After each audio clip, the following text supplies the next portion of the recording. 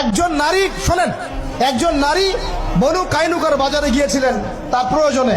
ইহুদি তার শ্লীলতাহানি করেছে, তার সতর খুলে দিয়েছিল একজন ইহুদি।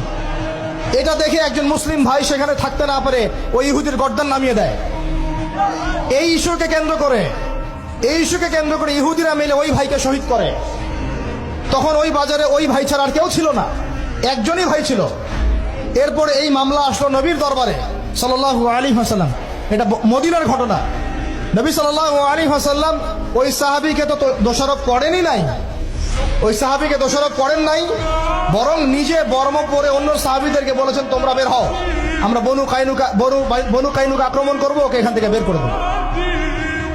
একজন দিনী বোনের ইজ্জতের বদলা নেওয়ার জন্য পুরো বনু কাইনুকার ইহুদিদের সাথে যুদ্ধ হয়েছে। আর আমাদের বোনরা স্বেচ্ছায় ইজ্জত বিলিয়ে দিচ্ছ।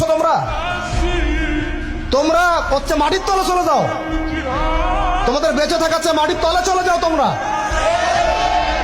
নিজেরা স্বেচ্ছায় ইজ্জতের বিসর্জন দিচ্ছ।